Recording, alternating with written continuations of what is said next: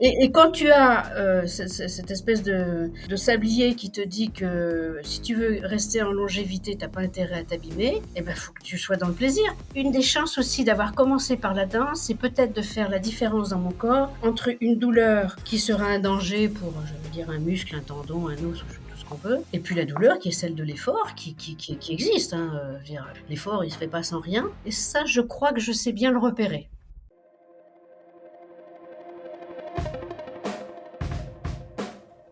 Vous écoutez Les Frappés, le podcast de celles et ceux qui se dépassent. Je suis votre hôte Loïc, ancien sportif de haut niveau en judo, coach préparateur mental et amoureux d'activités outdoor en tout genre. Ma conviction, c'est qu'on a tous un frappé au potentiel exceptionnel qui sommeille en nous. J'ai créé ce podcast pour vous faire découvrir des femmes et des hommes qui ont osé le réveiller. Mes invités sont des athlètes de tout niveau, des aventuriers professionnels, des voyageuses au long cours, des entrepreneuses ou encore des militaires, des forces spéciales. Toutes et tous partagent à mon micro des récits inspirants qui vont vous faire passer à l'action. Attention, une écoute régulière peut entraîner des changements positifs irrévocables dans vos vies. Se dépasser, oui, mais pas à n'importe quel prix. La longévité, c'est une notion qu'on évoque assez peu sur le podcast, et pourtant, est-ce que ça ne devrait pas être notre priorité dans tout ce qu'on fait ? À quoi bon finir un 100 km sans préparation si on y laisse un genou ? À quoi bon sacrifier des années de sa vie pour pratiquer un sport à haut niveau sans anticiper la suite si c'est pour se retrouver en situation précaire ? À quoi bon entreprendre et travailler 7 jours sur 7 si c'est pour faire voler en éclats son couple ? Peut-être finalement qu'aller au-delà de ses propres limites n'est pas toujours bénéfique. Peut-être que dans le monde du sport et de l'aventure, il y a en fait du bon à rester dans sa zone de confort et à rechercher le plaisir avant tout. Dans cet épisode, je fais la rencontre d'une femme extraordinaire qui a fait de cette idée son mantra. Elle a réalisé l'ascension du Kilimandjaro, elle a posé le pied sur les glaciers de Patagonie, elle a parcouru le Sahara en long et en large, couru des dizaines de semi-marathons, marathons et ultras, elle n'a jamais abandonné une course et se moque bien du chrono. La preuve que c'est possible. Ah, et petit détail, elle a commencé à courir à 60 ans et est devenue finisher des 250 km du Marathon des Sables pour son 70e anniversaire. Allez, préparez-vous à recevoir une énorme dose d'énergie avec Christine. Je vous souhaite une excellente écoute. Et juste avant ça, je tiens à remercier chaleureusement toutes celles et ceux qui soutiennent financièrement le podcast sur Tipeee. Votre contribution fait une énorme différence. S'il y en a dans l'audience qui souhaitent devenir contributeur, vous avez le lien en description. Autrement, rendez-vous sur Tipeee, tipeee.com/les-frappés. C'est à partir de 1€ par mois. Merci à vous.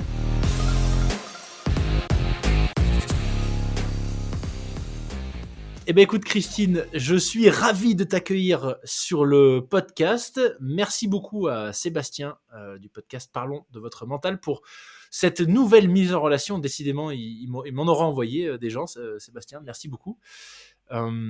Christine, très très content de te recevoir pour un épisode pas comme les autres. Alors il n'y a pas beaucoup d'épisodes qui sont comme les autres sur le podcast, mais je t'avoue que c'est la première fois que j'accueille une retraitée, là aussi pas comme les autres, sur les frappés. Donc impatient d'échanger avec toi sur ce que tu fais. Et écoute, ce que je te propose, c'est de commencer par nous expliquer qui est Christine, tout simplement.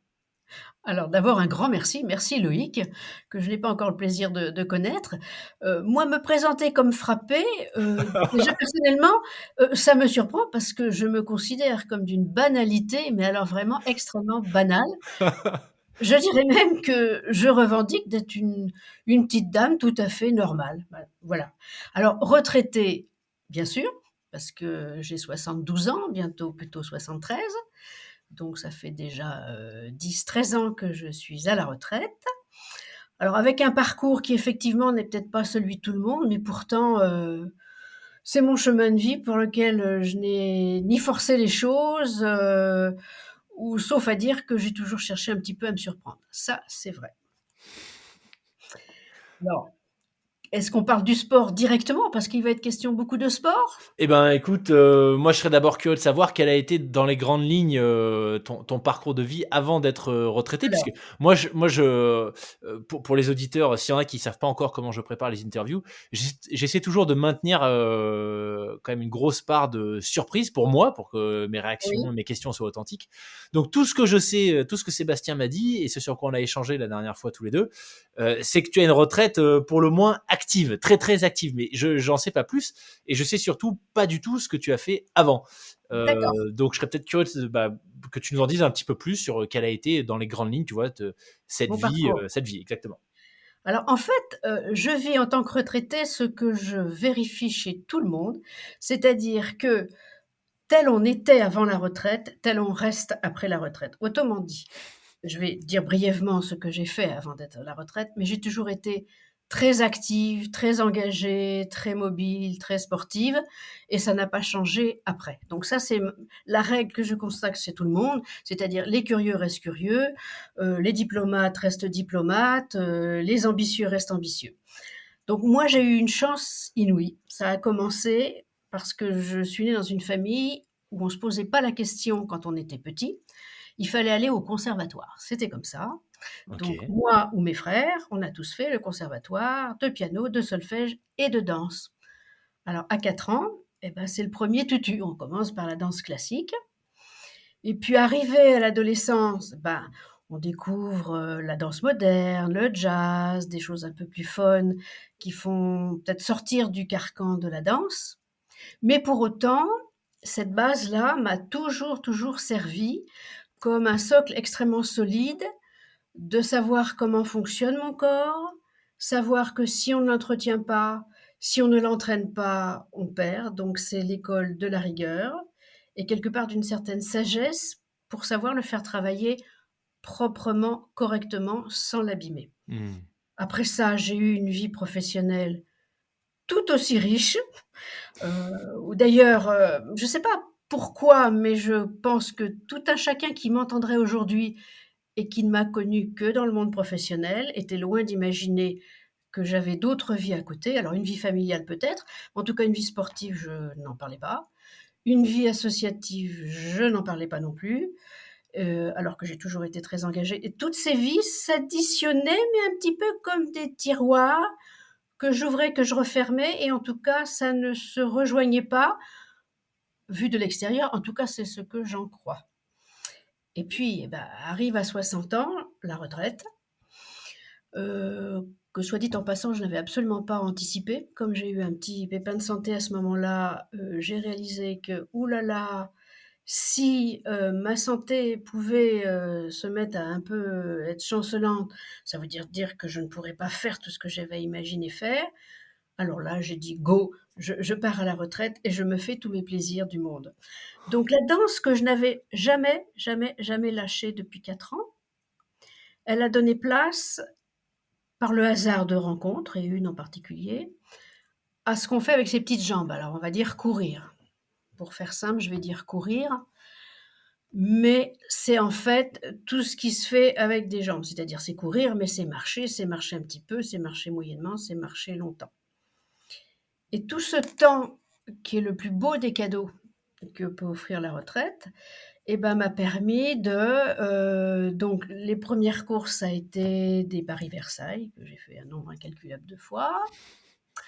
Et puis après, dans l'ordre des choses, ben, on fait un petit peu plus, on fait un semi, 2 semis, 10 semis. Puis après des semis, on attaque, les marathons. Alors de mémoire, et je crois que j'ai dit beaucoup de bêtises ces dernières années, j'ai souvent dit que mon premier marathon, je l'avais fait à 60 ans et en fait, en retrouvant certains dossiers, en fait, je l'ai fait à 64 ans. Voilà. D'accord, ok. Donc, Heu, ok. Donc tu commences vraiment, même si tu dis, tu l'as bien expliqué, tu as toujours été active, et la oui, danse, voilà, la danse a toujours fait partie de ta vie depuis tes 4 ans, ce qui est quand même, ouais, voilà, très, très jeune. Tu jamais vraiment, couru auparavant, du en tout. tout cas sur des formats de course? Du tout, et c'était pas fait pour moi. D'abord, j'ai pas le physique, d'ailleurs pas plus d'une danseuse d'ailleurs que d'une coureuse. Encore une fois, je suis une petite bonne femme normale, avec ses petits kilos en trop qu'elle ne perd jamais. Voilà, vraiment madame tout le monde. Mais c'est le hasard d'une rencontre qui m'a donné goût et m'a aussi permis, tout comme mes premiers profs de danse, de courir, j'allais dire proprement, presque scientifiquement, c'est-à-dire le bassin bien placé, les épaules bien placées, bien gainées, tout ça. De sorte que, bah, ça offre une forme de longévité. Je Mmh. précise que la danse, J'y étais encore ce matin, je n'ai pas arrêté du tout encore ce matin. J'étais avec mon merveilleux coach Véronique de Villèle pour, mon cours de barre au sol qui est un élément d'équilibre, essentiel pour moi, ainsi que toutes les filles qui pratiquent. Donc j'en étais à marathon. Alors j'ai commencé par celui de Paris parce que c'était oh, il y a un symbole quand même, marathon de Paris et puis c'est facile quand on habite Paris. Et puis j'ai enchaîné sur d'autres, Berlin, New York, Marrakech, enfin tout plein de marathons. Puis quand on parle avec des marathoniens, ben, il y a une espèce d'envie qui se crée, il y a des rêves qui viennent là autour de toi. Tu récupères des petits papiers sur les villages de course quand tu vas prendre ton dossard ou à l'arrivée. Et là, tu entends parler des 100 kilomètres. Oh là là, alors ça fait rêver 100 kilomètres. Alors après ça, j'ai attaqué ben, les 100. Mais non. Ouais. Et voilà, le 100 kilomètres de Millau. Un format aussi très particulier. Et là, on va rentrer dans un nouveau langage qui s'appelle l'ultra trail. Pour ceux qui connaissent ce domaine-là, mais pour beaucoup qui ne le connaissent pas, on ne sait pas toujours ce que c'est. En fait, c'est 100 et au-delà, et toujours avec ses petites jambes. Je précise qu'à partir de ces distances-là, moi, Christine Taïeb, je ne cours plus, on est bien d'accord. Je Mmh. marche. Voilà. Je marche vite, je marche avec endurance, je marche longtemps, mais je ne cours pas. Et puis d'autres formats comme le Grand Raid du Morbihan, là c'est un 177. Et puis, bah, le temps passe. Et puis il y a une notion très très forte que j'ai toujours en moi, qui est cette espèce de sablier qui court et qui me fait dire bon d'accord, t'avances, mais c'est pas à 80 ans que tu pourras encore faire beaucoup de choses. Encore ça devient parfaitement faux quand je vois le nombre de marathoniens qui ont fait le marathon de Paris à plus de 80 ans. Et donc vient l'idée du marathon des sables avec toute la magie que ça représentait. Alors là aussi, pour beaucoup, quand on n'est pas du domaine marathon des sables, on pense que c'est un marathon. Ben non, non, c'est un marathon par jour pendant 6 jours, c'est-à-dire 250 kilomètres. Et ça, je l'ai fait. Et ça, je ne peux pas me tromper de date. C'était l'année de mes 70 ans. Oh punaise. OK. Comme j'avais très peur de ne pas être prise, parce que sur beaucoup d'épreuves, si on n'a pas son inscription dans la minute d'ouverture des inscriptions, heu, Oui. on n'a pas sa place. En l'occurrence, je ne crois pas savoir que sur le MDS, c'est comme ça que ça se passe. Mais donc je m'étais inscrite, 3 ans avant, enfin plutôt 2 ans avant, mais il y a eu l'effet covid qui a fait une année, Mmh. sans épreuve, et je me suis retrouvée l'année de mes 70 ans au départ du marathon des sables, voilà. Et là, et bah, une merveilleuse aventure, que je dois vraiment je vais souligner quelque chose qui est très, très, très particulier parce que, tout un chacun peut comprendre que courir 10 kilomètres avec la copine, au même rythme, c'est déjà pas très, très simple. Courir un marathon avec, le bon copain, dans la même foulée, avec la même énergie tout au long, c'est carrément du domaine de l'impossible. Sur 100 kilomètres, alors là, n'en parlons pas, mais sur 250 kilomètres, c'est pourtant ce qui m'est arrivé. Je suis partie avec ma Valou, autrement dit, elle s'appelle Valérie Angot. On avait, pour ainsi dire, enfin, on s'était déjà jamais entraînés ensemble. On avait vaguement courotté une fois ensemble, mais on s'était plutôt loupés. Donc, on peut dire qu'on n'avait aucun passé commun. On avait simplement une énergie de dingue pour des raisons différentes l'une et l'autre de réussir, et on ne s'est pas quitté pendant 250 kilomètres. Voilà.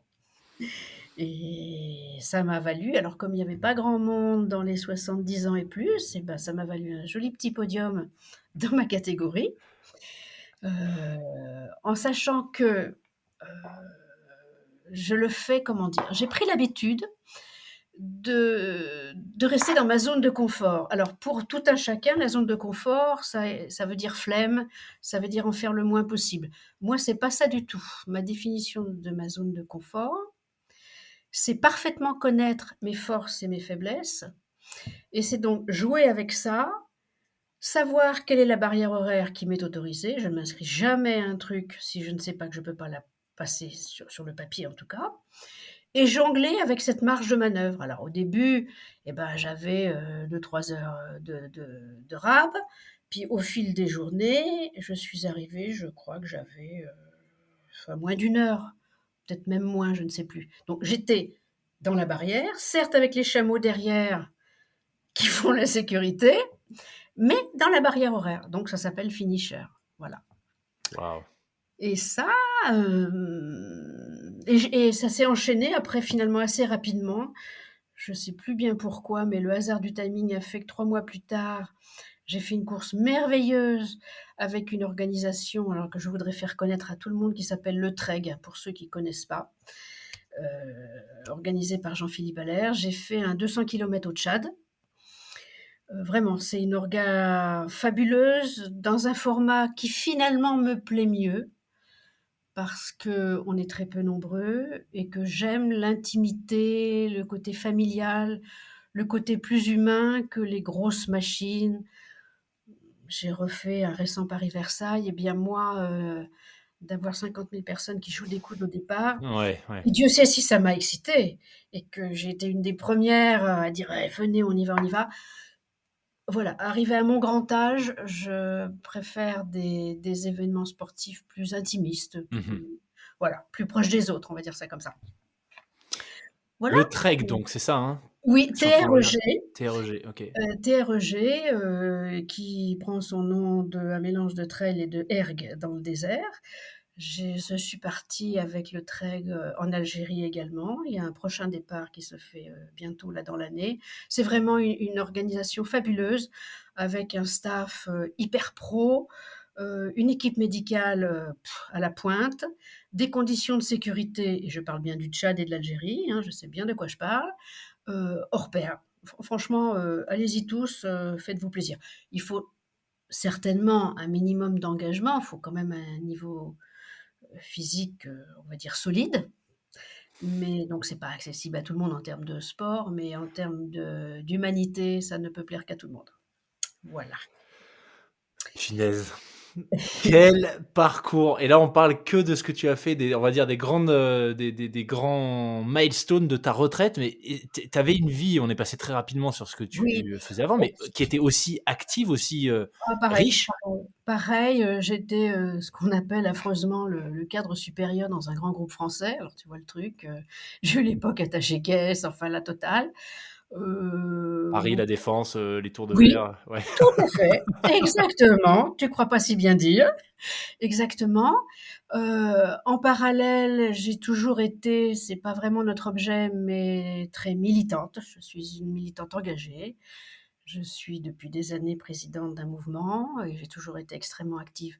Donc ça demande une grande mobilisation et je découvre au fil de ces toutes dernières années que finalement, les qualités ou les oui, on va dire, on va appeler ça des qualités, que nécessite le sport tel que je le pratique et ma vie, qui était professionnelle mais maintenant associative, et ben ce sont les mêmes valeurs que Mmh. sont l'engagement, que sont le courage, que sont la détermination, et je crois par-dessus tout, je peux pas parler de tout ça sans parler d'humilité. Parce que quand on sait les efforts que ça demande pour les 2 domaines, hein, eh bien, on est vraiment, on devient très, très, très modeste. D'abord, on voit des tellement meilleurs que soi faire des exploits. Souvent, on me dit: «Raconte-nous ton dernier exploit». Oh, qu'est-ce que tu non. Alors là, je récuse ce mot-là. Je veux bien accepter expérience. Voilà. Mais exploit, sûrement pas. Il y a tellement mieux, il y a tellement plus fort, plus loin. Expérience, moi, je reste là-dessus. Pour autant, ce que tu réalises, c'est quand même extrêmement, inspirant. Enfin, ces expériences que tu vis, c'est quand même peu commun. Est-ce que tu as conscience que c'est peu commun, même si évidemment il y a toujours, plus rapide, plus fort que soi, plus endurant, mais c'est pas Écoute, banal ce que tu fais? c'est ce que tu me renvoies quand tu me le dis. Et puis tu n'es pas la première personne à l'évoquer ainsi, donc je l'accepte et je vais pas non plus, faire celle qui ne sait pas que tout le monde n'y arrive pas. Ouais. Simplement, et d'ailleurs c'est l'objet même du fait que j'accepte d'échanger avec toi aujourd'hui, c'est l'idée que finalement, encore une fois, je n'ai aucun talent, aucune capacité physique hors norme. À partir du moment où on a envie, c'est peut-être ça que j'ai un peu plus que d'autres, mais c'est aussi parce que je le travaille, qu'on a la curiosité. Moi, ce que j'aime, je dis souvent, j'aime faire ce que je ne sais pas faire. Voilà, c'est-à-dire, quand je me lance pour faire un marathon en roller, et que je tiens à peine sur mes rollers, quand je fais des courses d'obstacles où j'ai bon, vraiment aucun muscle dans les bras et que je tombe dans l'eau ou dans la boue, mais que ça m'amuse beaucoup. Je veux dire, je fais plein de trucs comme ça, ce qui j'aime m'amuser, ne pas me prendre au sérieux et me mettre dans des environnements qui oui, bah, qui excitent ma curiosité, mais tout ça de manière très raisonnable. Souvent ça peut renvoyer l'idée que je serais un peu fofolle, un peu folle-dingue, je ne le crois pas. Je crois que j'ai une hygiène de vie la plus raisonnable qui soit, d'un point de vue d'alimentation, de sommeil, voilà.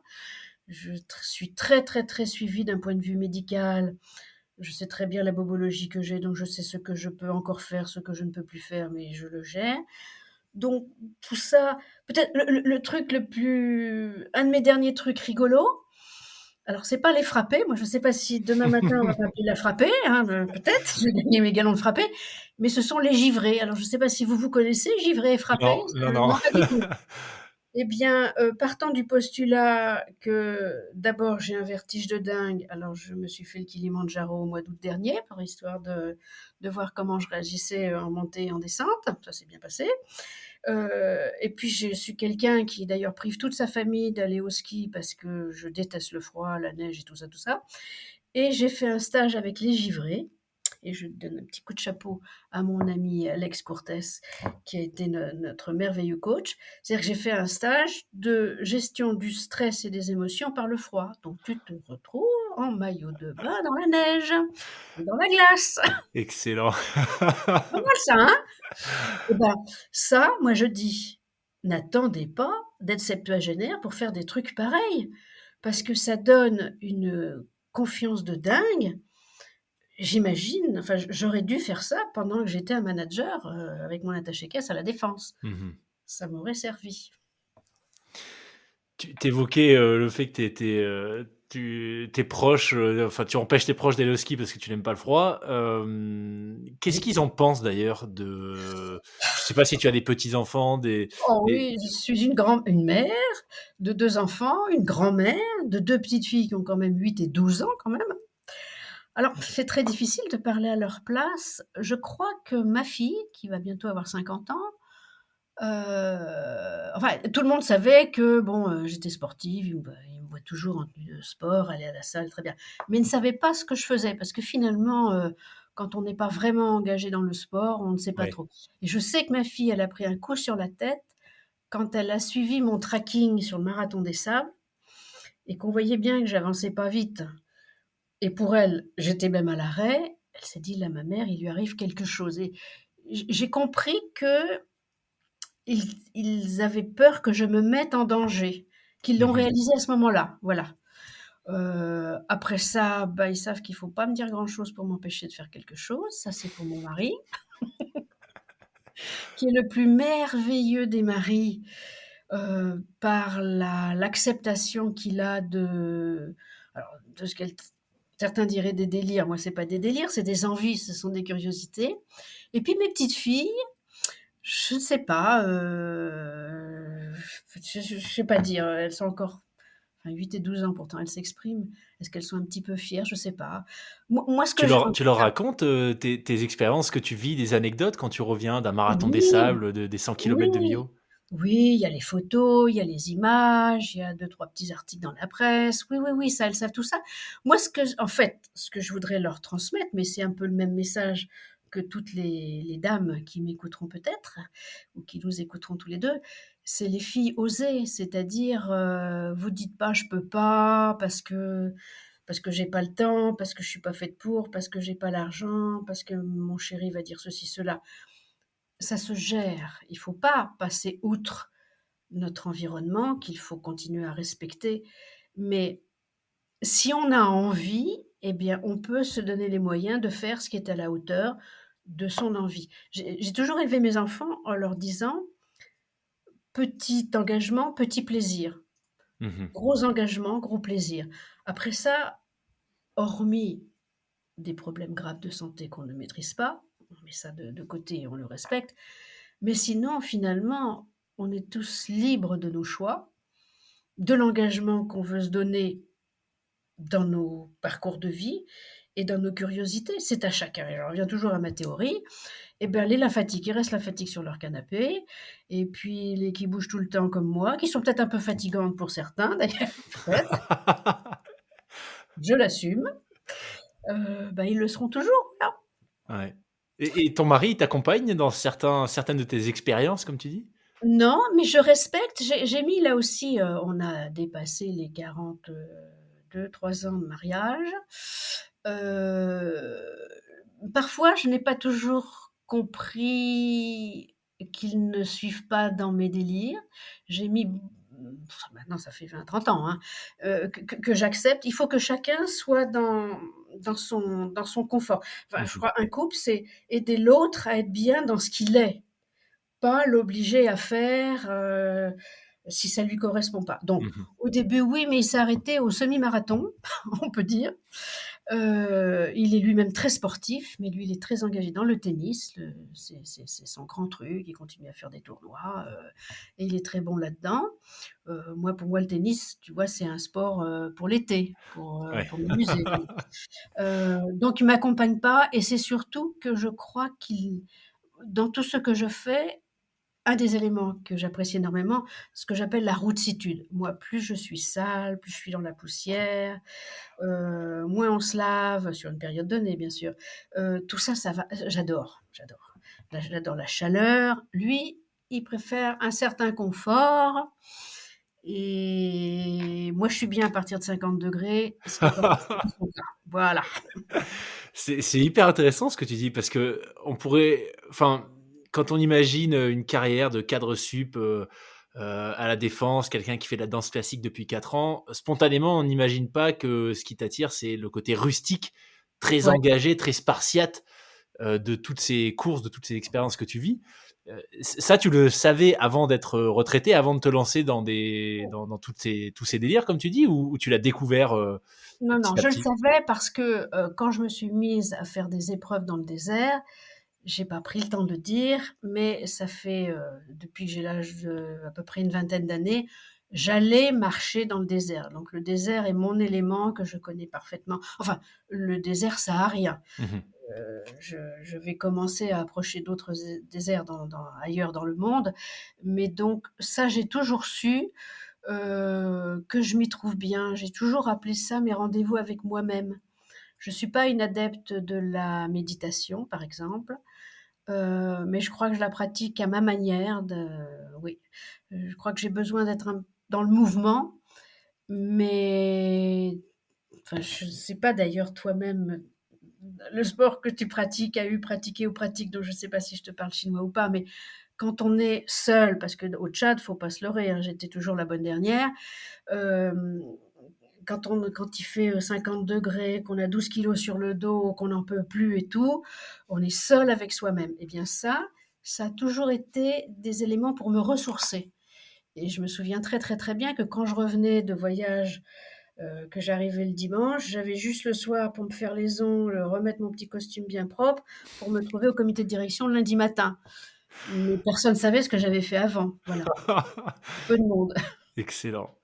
Ça Ouais. ça, c'est un aspect, alors moi, ça me parle, absolument. Je faisais pas un sport, enfin, j'ai fait beaucoup de judo, mais depuis que Oui, j'ai arrêté, enfin, je comprends tout à fait cette notion de se retrouver face à soi-même, dans des grands environnements, des grands espaces, très ouais, voilà, où on peut se perdre, enfin, en tout cas, d'un point de vue intellectuel. oui. Mais je sais que quand j'en parle parfois autour de moi, dans ma famille et cetera, les gens comprennent pas en fait que je puisse trouver un intérêt à partir seul ou en tout cas à chercher cette solitude. Est-ce que toi, c'est quelque chose, dans ton cercle d'amis? Est-ce qu'il y a des gens, finalement avec qui tu vis ces expériences, qui voilà, vous vous suivez même si chacune, ou chacun fait son petit bout de chemin tout seul dans son coin, mais est-ce qu'il y a des gens qui le comprennent et qui recherchent ce type d'expérience aussi, à ton âge ou tu vois de l'incompréhension dans les yeux des gens quand tu leur racontes ce que tu fais? Alors ceux qui ne m'ont pas compris, j'ai envie de dire, je les ai perdus de vue ou ils Ouais. sont perdus tout seuls. Il y a eu parfois, et je vais parler là du monde féminin, Où parfois cette incompréhension, en fait, elle est plutôt une forme d'envie, voire je j'ai pas peur d'utiliser le mot jalousie, en fait.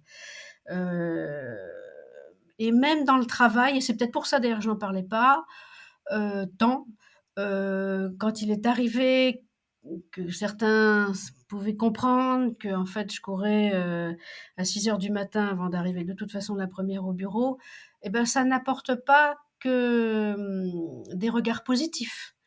Ça entraîne, de la jalousie ou un regard: «Oh bah, si elle fait ça, c'est qu'elle est dure, c'est que» voilà. Mmh. Donc, pour revenir à l'environnement, effectivement, aujourd'hui et grâce à tous mes périples dans le bac à sable, comme on dit, heu, je crois que j'ai beaucoup d'amis proches qui ont la même envie que moi de se retrouver seuls au milieu de ces immensités parce qu'ils y trouvent un bagage mental, extrêmement fort et qui devient, alors une addiction, moi j'aime pas le mot parce qu'il est moche, il est négatif, mais un besoin, oui et je pars très souvent je m'inscris seule parce que j'ai du plaisir à rencontrer des nouveaux visages, parce que ce sont des nouvelles expériences, des nouvelles personnes qui ont elles-mêmes en général un regard très curieux, qui ont en général, arrivé à nos âges, beaucoup voyagé, beaucoup bourlingué. J'aime ça et ça ne me non seulement ça ne me fait pas peur, mais ça me fait plaisir et ça m'empêche pas de revendiquer d'être extrêmement sociable par ailleurs, hein. C'est je suis pas un sauvage. Du tout, du tout, du tout. Mais c'est un plus. En fait, j'aime bien aussi dire que je suis caméléon, parce que j'aime bien Mmh. aussi être très sophistiquée et faire ma neuilléenne de service, tout autant, hein, ce je peux faire aussi. Excellent. Est-ce que tu as, donc tu disais que le marathon des sables, ça a été une Ouais, épreuve qui t'a bien marqué. L'autre que tu as faite dans le désert, avec, avec Trek, le c'était trek, le Tchad, c'est ça? Et c'était le l'Algérie? Tchad. Ouais, absolument, tout OK. à fait. Est-ce que tu aurais des anecdotes de certaines de ces épreuves qui, toi, t'ont particulièrement marqué, alors que ce soit au niveau des rencontres, tu l'évoquais, qui sont vraiment importantes pour toi, ou même d'un point de vue, physique, mental? Parce que je suppose, j'ai jamais vécu, d'ultra dans le désert, mais je suppose que faire un ultra par 50°, ça c'est challenge. Donc je serais curieux de savoir comment, voilà, si toi, il y a des moments en particulier qui t'ont marqué, que tu voudrais Oui, partager avec nous? tout à fait et je vais en parler d'autant plus qu'actuellement et même au moment où nous nous parlons, c'est la 38e édition du Marathon des Sables. Aujourd'hui, c'est ce qui s'appelle la sortie longue. Dans mon année Ah! à moi, c'était 82 500 d'une traite et que lors de cette sortie longue, on passe un djebel qui est le fameux Djebel El Otfal. Or, pas plus tard que tout à l'heure, là, je regardais mon Facebook et je voyais les images et je me remémorais le passage de ce djebel. Alors, faut imaginer, je ne sais plus quelle est sa hauteur, mais il n'est accessible à un moment donné que grâce à une corde, hein, parce que sinon tu t'en sors pas. Alors faut imaginer mamie qui, comme je l'ai dit, marche, mais je marche avec des bâtons. Donc tenir, imagine-toi, il fait, moi je l'ai passé, il devait être, midi. Alors on va dire qu'il devait bien faire un bon 40°. On a eu 58,8 un jour, mais on va dire qu'on était à 40°, 12 kilos sur le dos, une langue de sable sur un djebel qui te présente devant toi comme un mur.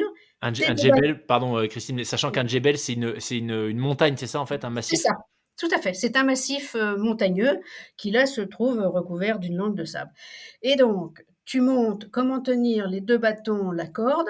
Eh bien, arrivé pratiquement en haut dudit djebel, qu'est-ce qu'elle a fait mamie? Eh ben, j'ai perdu un de mes bâtons. Tu sais, c'est comme les, bronzés font du ski.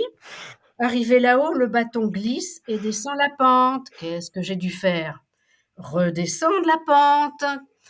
Je n'en pouvais plus, c'était vraiment l'enfer et je suis remontée, mais cette fois-ci à 4 pattes, hein, parce que là, ça n'a pas été possible autrement et c'est très drôle parce qu'arrivée là-haut, moi, je savais que j'étais dernière parce que je connaissais mon temps, mais là-haut, il y avait une équipe qui m'attendait. Ma copine, la fameuse Valérie, elle avait déjà grimpé le djebel avant moi et l'équipe là-haut, ils savaient tous que j'étais la dernière. Eh bien, figure-toi qu'une des filles qui était là-haut, en haut de la montagne, qui était dans l'équipe médicale, et ben, je l'ai retrouvé dans l'équipe médicale sur le trek. Comme quoi on est un petit monde, voilà. Donc cette image, cette anecdote du bâton qui tombe, faudrait refaire les bronzés, dans le Sahara là, parce qu'il y a un truc à faire. Un truc de dingue. Excellent. Et la chaleur, comment tu gères ça quand il fait 50 degrés avec, en plus le sable, les nuits où tu as des écarts de température incroyables? Oui, oui. C'est quoi les Alors, challenges, sur ce type de heu, course? à force d'avoir pratiqué le désert, encore une fois, oui, moi quand je dis une vingtaine d'années, je devais même avoir 18 ans. Les premières fois où on fait, le petit truc là en 4x4 en quad, le petit sud tunisien, le petit sud marocain que tout le monde fait comme tous les touristes. J'en suis arrivée au stade où la chaleur ne me fait pas peur. Je sais que pour beaucoup de gens, elle oppresse et tu vois tous les gens déjà quand l'avion se pose sur le tarmac à Marrakech, on se prend une bouffée d'air et en général ça impressionne, mais y compris physiquement dans la respiration des gens. Moi, je n'ai pas peur, je sais le gérer. Je suis extrêmement raisonnable en termes de boissons, j'allais dire de boissons, pas d'alcool, hein, d'eau, bien évidemment. D'ailleurs, sur ce genre d'épreuve, moi, je vis la pipette de mes gourdes coincée entre mes dents et je bois en permanence. Donc, je gère bien d'un point de vue de santé. Je n'ai pas d'appréhension. J'ai la chance, pourtant, je suis blonde aux yeux bleus, je bronze, je suis noire tout de suite sans coup de soleil. Donc, j'ai cette chance-là. Et je vais faire le rapprochement avec ma petite expérience des givrés. J'avais moi-même la même appréhension du froid, Mmh. c'est-à-dire de me dire: «Oh là là», les quelques petites expériences de canyoning que j'avais pu faire, quand tu sautes dans l'eau gelée, ça te prend la respiration, tu as l'impression que tu vas faire un arrêt cardiaque. Eh bien, j'ai appris à gérer ça. Alors, je suis certainement encore pas assez rodée, mais à ne pas en avoir peur. À partir du moment où tu sais que tu as les moyens et mentaux et physiques de gérer, eh bien, tu es dans l'acceptation et enfin, faut quand même réaliser quand on fait, même un trek lambda, hein, dans le désert et qu'on voit des hordes de nomades, de petits enfants, de femmes vêtues de rien, tu comprends que l'être humain, il est capable de vivre dans ces conditions-là. Mmh. Donc peut-être pas du jour au lendemain, mais avec un petit peu d'adaptation et pas mal de volonté, bah, c'est possible, voilà. C'est comme ça que je gère.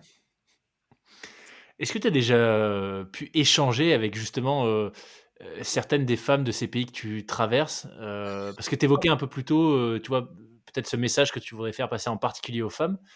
Oui, alors Est-ce que tu as eu des tu vois, des échanges, et des rencontres, je sais pas, avec des réactions très surprises de la part de femmes de ces pays-là?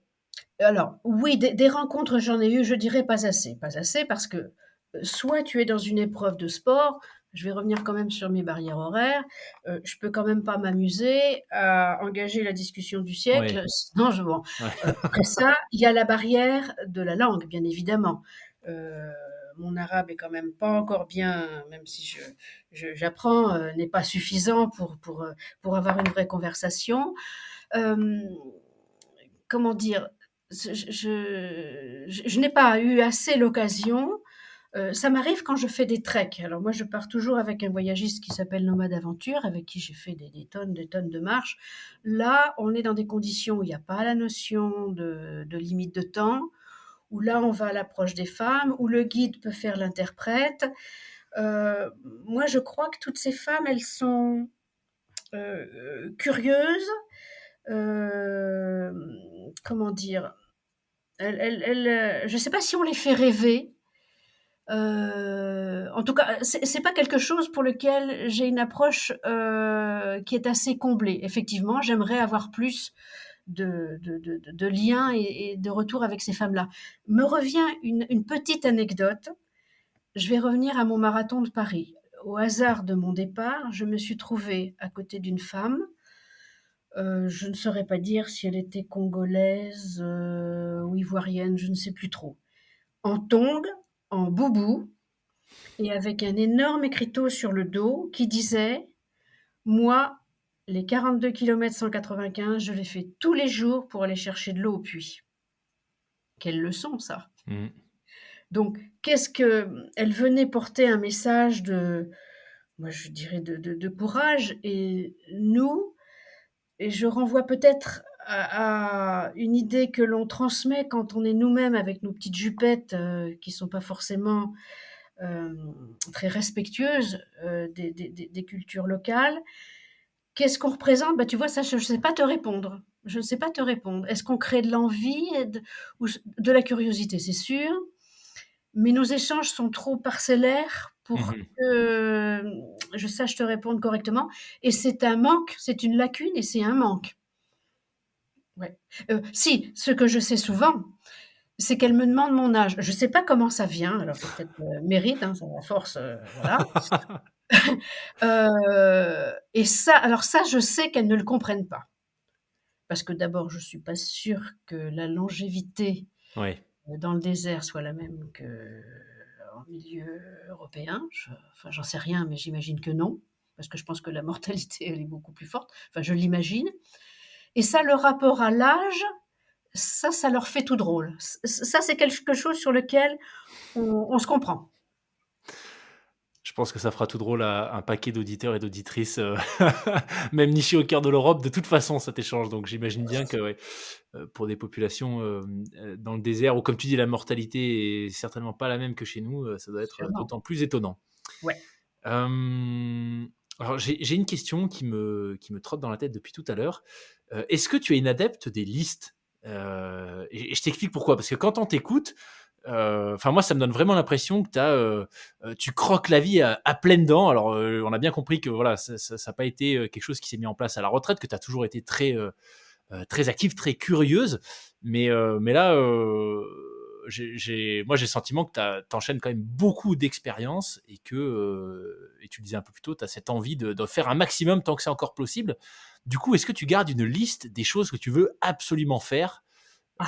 tant que tu es C'est en capacité ou tu vois, tant que tu as le temps ou je sais pas? Est-ce que tu as une liste? alors elle est drôle cette question parce que oui, je ne vis qu'avec des C'est listes. vrai?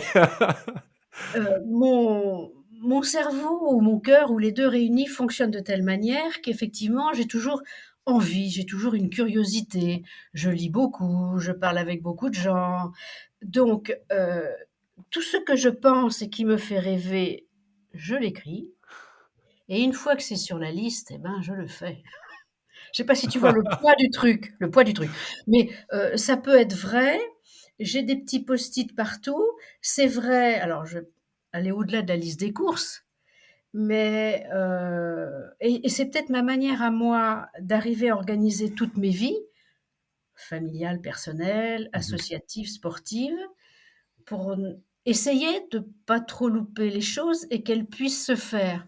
Parce qu'il y a la gestion de l'agenda, quand même. Il faut Ouais. quand même coordonner tout ça. Oui, je fais des listes, oui, et le but du jeu, ça c'est une leçon que je suis en sur laquelle je suis en train de travailler. Il faut que j'y travaille là, d'ici les 75.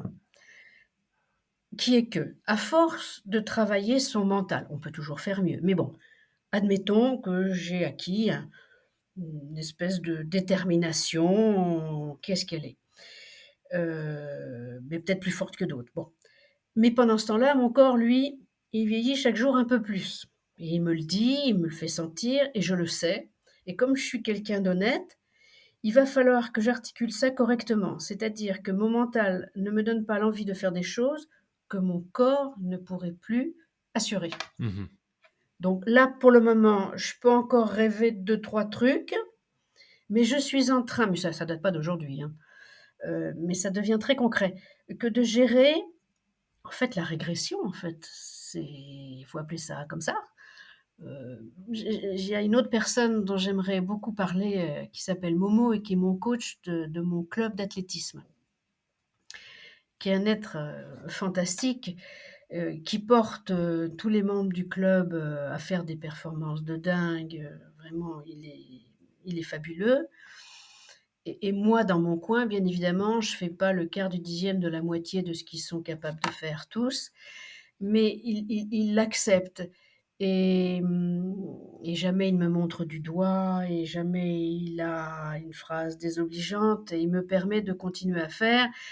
heu, voilà, de manière extrêmement modeste que les autres font pousser à l'extrême. Je te dis pas, il faudrait que tu vois les burpees, les heures de gainage et vas-y donc et le mountain climbing et tout ça, enfin voilà, bon. Pourquoi je dis tout ça? C'est pour dire que, bah, il faut continuer à faire avec ce qui nous reste et en ayant, bah, cette humilité, je crois que c'est encore le mot qui me revient en tête. D'accord, tu peux plus faire comme ci, comme ça. D'accord, tes muscles, qui se relâchent de partout, ça dégringole de partout, mais fais avec ce qui continue à te faire plaisir. Mmh. Voilà. La notion de plaisir, elle doit toujours être là. Pas faire pour faire, parce que la copine t'a dit, parce que voilà, pour se faire plaisir. Et tu dirais que pour le moment, dans toutes les expériences que tu as réalisées, tu as réussi à la maintenir, cette notion de plaisir? En Ah dépit oui, des formats extrêmes, ah oui, ah ouais? oui. D'abord, j'ai fait quelque chose qu'il faudrait conseiller à personne. Je reviens toujours à ma zone de confort. Quand je dis: «J'ai fait X marathon», oui, oui, oui, mais du premier au dernier, ça n'a jamais varié. J'ai mis 6 heures, ce qui est archi nul. Pourquoi 6 heures? Parce que c'est la barrière limite. Et mais c'est vraiment le dernier des conseils à donner à tout un chacun, parce que si t'arrive un problème, une chute, une baisse de régime ou quoi, bah, tu es hors délai, donc Mmh. c'est pas glorieux. Mais heu, moyennant quoi, moi j'arrive alors j'ai pas une courbature, pas une ampoule, je rigole, je peux aller danser après et ça m'est arrivé plus d'une fois. Heu, Au marathon des sables, le soir de l'arrivée, mais on a fait une danse de dingue et je pétais la forme sur le dance floor. Ah ouais. Donc oui, ah bah oui, la notion de plaisir. Ah bah attends, je ferais pas tout ça, si c'était pas pour me faire plaisir. Ouais. Oui, ça c'est évident. Non, mais c'est intéressant, ta posture parce que, j'ai quand même je te l'avais dit, je pense quand on échangeait en off, mais je n'ai pas que des gens qui font du sport et de l'aventure, mais quand même majoritairement. Et donc on parle souvent, tu vois, quand on échange sur des courses organisées et pas des aventures, montées indépendamment, Ouais. d'un organisateur. On parle quand même souvent des chronos, de la difficulté, de presque de la nécessité, tu vois, d'être dans le rouge à un moment donné pour vivre ce genre de choses. Et en fait, ton discours, ça fait vraiment du bien parce que ça montre qu'on peut, que finalement, on peut être retraité et vivre des choses complètement incroyables. 2, qu'on peut faire ça en prenant du plaisir et sans se cramer, que ce soit physiquement ou mentalement. Et 3, que finalement, faut s'autoriser à rêver parce que tu es la preuve, vivante que c'est possible. Ah oui, et très vivante, absolument. Absolument et quand tu as, cette espèce de oui, de sablier qui te dit que si tu veux rester en longévité, tu as pas intérêt à t'abîmer et ben, faut que tu sois dans le plaisir parce Ouais, que, alors, une des chances aussi d'avoir commencé par la danse, c'est peut-être de faire la différence dans mon corps entre une douleur qui sera un danger pour, je veux dire, un muscle, un tendon, un os ou tout ce qu'on veut et puis la douleur qui est celle de l'effort qui Mmh qui mh. qui qui existe, hein, je veux dire, l'effort il se fait pas sans rien et ça je crois que je sais bien le repérer. Voilà, c'est, Du coup, ça t'est déjà arrivé de mettre un stop, de t'arrêter toi-même, d'abandonner parce que ah tu sentais bah, que il y a certains mouvements, il y a des lancers de jambes, à froid que je ne ferai plus. Heu, d'accord. j'ai voulu faire le clown dimanche matin, en prenant le pied dans la main, parce que ça me faisait rigoler. Il devait être 9:30, il faisait un froid de canard un dimanche matin, pas chaud. Ça, je sais que j'ai intérêt à le faire lentement. Tout à l'heure, à mon cours de barre au sol, ah, j'étais toute contente, hein. Écart facial, mon front était par terre. Ah, j'étais contente! Mais faut savoir que ça passe une fois sur 5 quoi, en gros, voilà. Parce que, je sais pas, aujourd'hui, c'était un bon jour. Voilà. Pour en revenir à tes listes, est-ce qu'il y a, aujourd'hui sur ta liste, d'expériences que tu veux vivre, des choses que tu as pas encore réalisées parce qu'elles te font peur?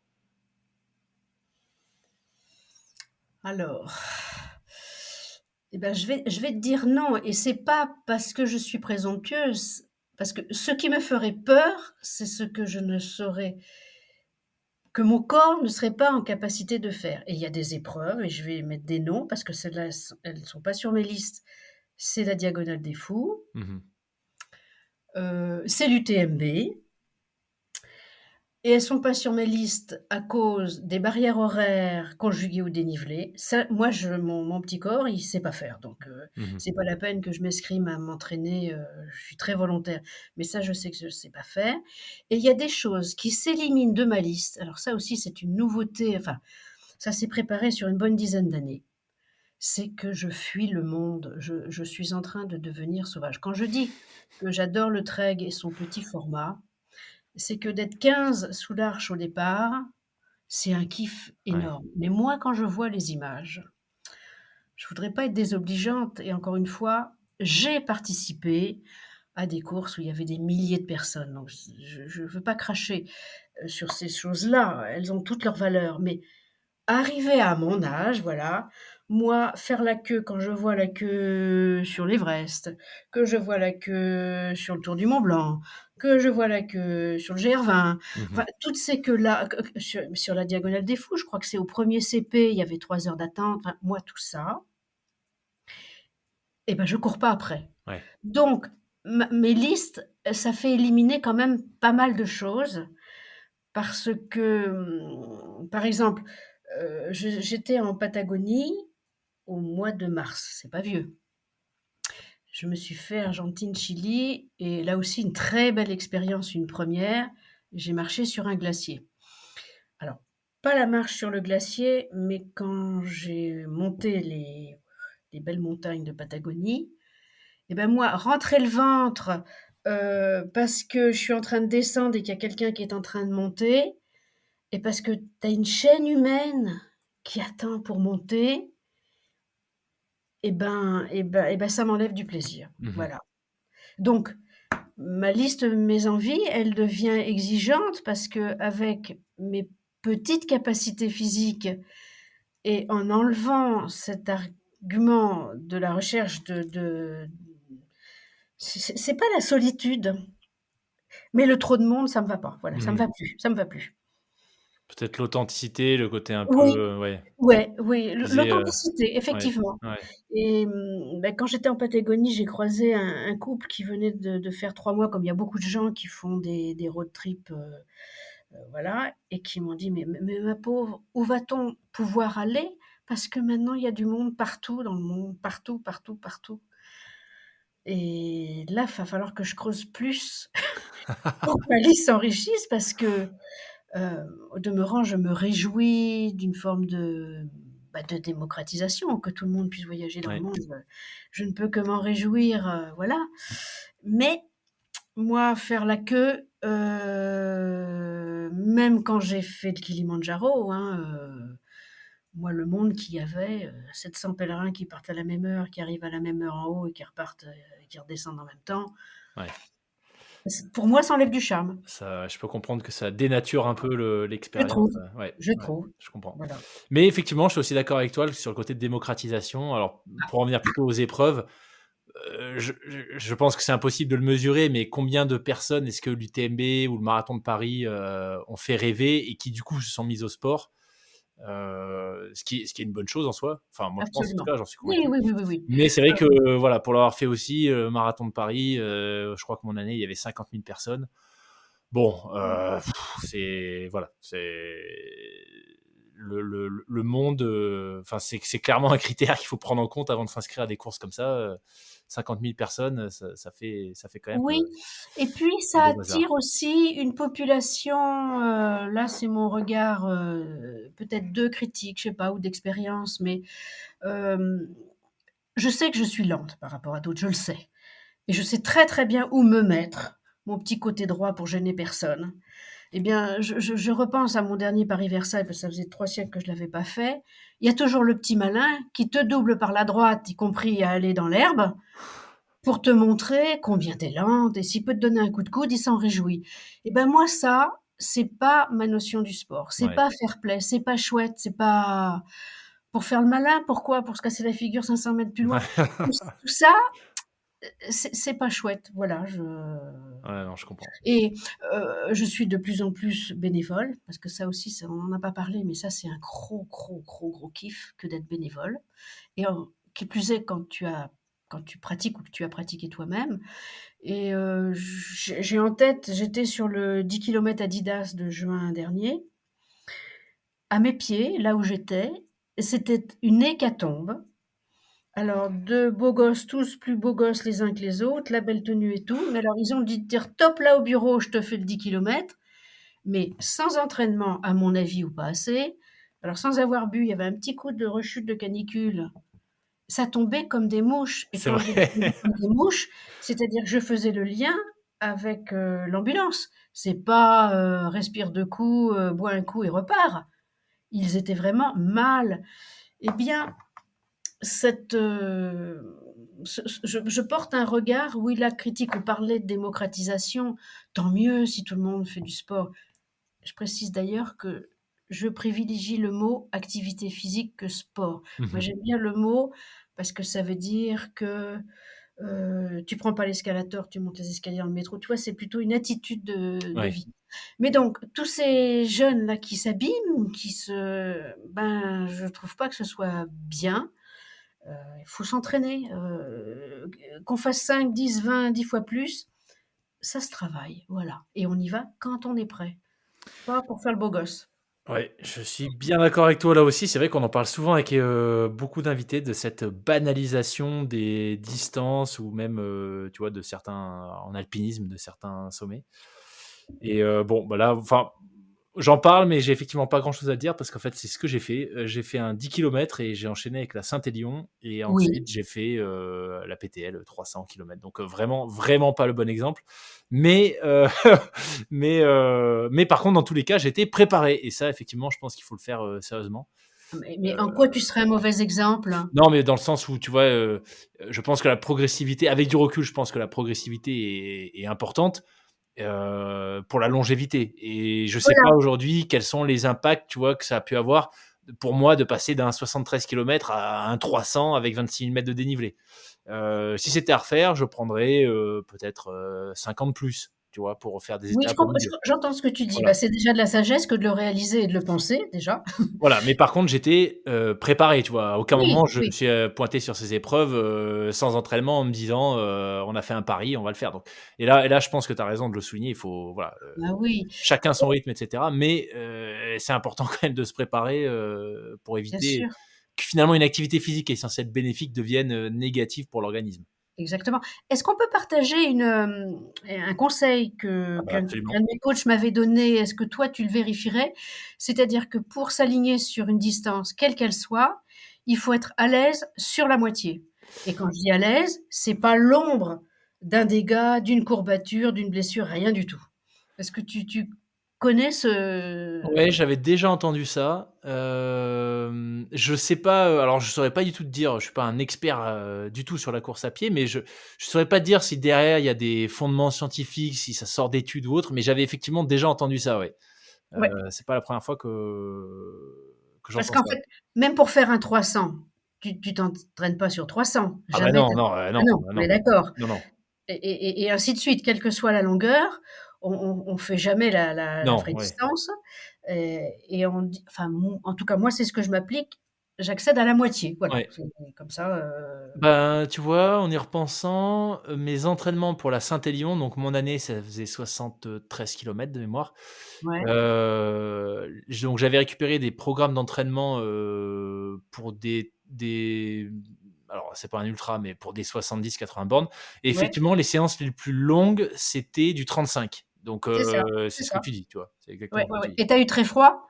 Alors non, non, alors je sais pas, mon année, ça doit être le la seule année de la Saint-Élion où il a pas neigé, pas gelé, Ah pas oui! pas plu, non, on avait même trop chaud pour tout te dire. J'ai eu des problèmes, gastriques pour, rentrer dans les Oui, détails, oui, sexy, oui. parce qu'en fait j'avais trop chaud, j'avais une première couche en mérino assez épaisse et en fait, j'ai énormément transpiré et quand, il y a des coups de vent qui ont commencé à se lever au Ah bout oui, tu as attrapé de froid. 4 heures, bah, en fait, Eh bah oui, ça me faisait une plaque de j'imagine, congélation au niveau du ventre. j'imagine. Donc, non, non, j'ai pas du tout eu froid mon année, donc, non, ouais. Très J'ai bien. pas vécu une Saint-Élion classique visiblement, mais bon. Ouais. Hem, Alors, un peu plus tôt, tu nous as fait une sorte de teasing. Tu disais que tu connaissais très bien le désert saharien. Ça Oui, laissait suggérer qu'il y avait d'autres choses, d'autres déserts auxquels tu allais te frotter. Est-ce que j'ai bien compris le teasing ou oui, oui, oui, pas du tout tout? à Oui, fait, c'est c'est ça? tout à fait ça. Je les ai tous faits, donc en Afrique, sauf, la Libye, parce que je m'étais inscrite et quand on est arrivé sur le tarmac, monsieur Kadhafi n'a pas voulu de nous, donc je la fais Ah, courte. C'était l'année des infirmières. Donc, là, je me suis inscrite au mois de septembre. Je vais faire l'Ouzbékistan. OK. Alors, qui n'est pas, il y aura qu'une partie désertique, mais je n'ai pas trouvé de course de mon niveau en Amérique du Sud. Donc, je pense faire un trek dans le désert d'Atacama en 2025, mais en version no dossard, no barrière horaire, juste le plaisir de s'en mettre plein les yeux. Voilà.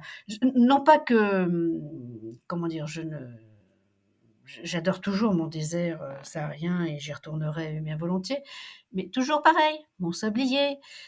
C'est pas 90 balais, j'ai déjà plus dit, je dis plus 80 ni 85, je dis 90 que je fais tout ça. Donc, tant que je peux profiter, eh bien, je crois qu'il y a de très très beaux déserts à découvrir en Amérique du Sud et en Asie et en Mongolie aussi. Et le grand froid, du coup, les déserts Alors, blancs, maintenant que tu as fait cette expérience avec les givrés? alors oui, eh bien, je ne me l'interdis plus. Mais alors, va falloir vraiment que j'aille chercher là aussi le vrai blanc de blanc parce que mon Kili, tu vas dire, ça fait 2 fois qu'elle fait des remarques critiques. Si je suis très contente du défi physique, je l'ai fait, c'est passé, c'est très, très, très bien. Mais malheureusement, après qu'on m'ait dit que je n'avais qu'un quart d'heure à tenir là-haut parce qu'après c'est dangereux pour ma petite santé, quand tu arrives là-haut, il y a pas un pet de neige, il y a rien du tout au Ouais. mois d'août et le quart d'heure, on le passe à jouer des coudes pour prendre la photo devant le fameux trépied.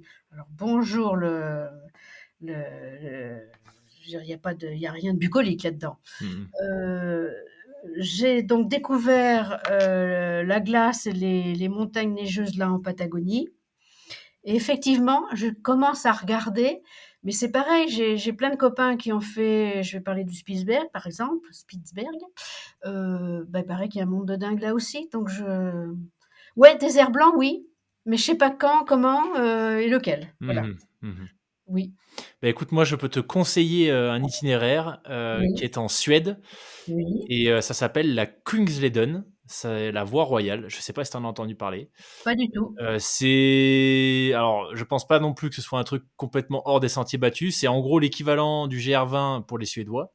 D'accord, L'avantage, c'est qu'en hiver, ça peut se faire en ski de rando, c'est relativement plat. Enfin, il y a autant de dénivelé sur, 10 jours, que sur une épreuve d'une journée du GR20, enfin sur une section du GR20, d'une journée. ouais, ouais, Et c'est très bien, il y a des refuges et cetera, un petit peu partout. Donc voilà, peut-être à regarder, et beh, je vais en regarder Suède. avec La plaisir. Kungsleden, la voie royale. D'accord, voie royale, d'accord. Mmh. Excellent. Oh là là, et ben écoute, Christine, c'était en tout cas, passionnant d'en apprendre plus sur, tout ce que tu réalises, tout ce que tu fais, ton approche du sport. Je pense que c'est enfin moi en tout cas, c'est un message que j'ai trouvé extrêmement inspirant, cette notion de longévité, de pas se fixer de limites, mais d'être en même temps consciente de, bah, du comme tu dis, du sablier et puis de ses capacités, Mmh. de chercher le plaisir avant tout, ça fait vraiment du bien à entendre aussi. Est-ce que toi, il y aurait un message que tu voudrais faire passer en conclusion? Alors, je te donne quelques éléments avant. L'audience des frappés, c'est quasiment 40% de femmes. J'ai la moitié de mes invités qui sont des femmes. Très souvent, des femmes qui m'écrivent pour me dire que elles ont vraiment apprécié des épisodes, enfin les épisodes en général, mais d'autant plus quand c'est des femmes qui réalisent des aventures, du sport seules. Mmh mh. Parce que voilà, il y a un certain nombre de croyances et que les femmes osent peut-être moins se lancer que les hommes pour plein de raisons. Donc, est-ce que pour ces femmes-là en particulier, tu aurais quelque chose à dire? Et de manière générale, pour les frappés, donc les gens qui aiment le dépassement, la détermination, la résilience, tu voudrais dire quelque chose également? Eh ben, avec grand plaisir. Alors d'abord, je vais te dire merci à toi, Loïc, de me donner cette opportunité. Et effectivement, si derrière tout ça, c'est le goût du partage, qui bien évidemment, guide, tous mes pas, dans quelque domaine que ce soit, oui, j'ai envie de m'adresser aux femmes en particulier et leur dire: «Mais osez, osez, osez!» Plus vous serez heureuse, plus vous diffuserez du bonheur d'abord autour de vous. C'est une banalité de le dire, mais quand on le vit, c'est encore mieux. Ne vous donnez pas de frein, il n'y a pas besoin d'avoir, ni même d'énormes budgets parce qu'on n'a pas évoqué cet angle-là, mais qui est à prendre en considération. Avoir des chaussures confortables, et sortir de chez soi et marcher tout simplement en regardant autour de soi comment la nature est belle, entre 2 flottes et 2 rayons de soleil. On peut se faire plaisir avec pas grand-chose. Ouvrez grand les yeux, parler avec des gens, oser, oser. Voilà, c'est le message, de base que j'ai envie de diffuser. Pas de frein, voilà. Mmh. Tous les freins qu'on se donne, on peut les lever. J'ai mis de côté ceux de la santé, encore que si on développait sur ce registre-là, j'ai nombre d'amis qui ont eu ou qui ont encore des problèmes de santé majeurs et qui s'en sortent grâce à l'activité physique. Mmh. Je prends le soin de parler activité physique et non pas de sport parce que ça veut bien dire bouger, encore une fois, en prenant ses baskets en sortant de chez soi, en ne prenant plus l'ascenseur ni l'escalator, mais en se bougeant, tout simplement. Voilà mon message. Excellent. Eh bien écoute, un grand Merci merci, Loïc, Christine, c'était merci. passionnant et puis, bah, peut-être à une prochaine fois pour un Allez, débrief de ton aventure en Patagonie ou je ne sais pas, dans un désert blanc. pourquoi pas. Avec plaisir, merci. Bonne Merci, fin de journée. toi Merci. aussi. Et voilà, merci beaucoup d'avoir écouté cet épisode incroyable avec une retraitée pas comme les autres, clairement. J'espère que l'échange vous aura plu. Si c'est le cas, n'hésitez pas à le partager autour de vous. Si vous souhaitez de manière générale soutenir le podcast, que vous appréciez mon travail tout simplement, eh bien n'hésitez pas à vous abonner, laisser une note ainsi qu'un commentaire sur votre plateforme d'écoute, celle que vous utilisez là tout de suite. Pensez également à partager le podcast à fond autour de vous, à en parler en fait, tout simplement, pour qu'encore plus de gens osent se lancer. Et je vous le disais en introduction, si vous souhaitez soutenir financièrement le podcast, eh bien vous pouvez le faire via la plateforme Tipeee, le lien est en description de cet épisode. Chaque euro compte et permet au podcast de conserver son indépendance. Merci pour votre fidélité, je vous dis à la semaine prochaine pour un nouvel épisode dans lequel on va parler de la mythique Swiss Peak, une épreuve d'ultra trail de plus de 300 km.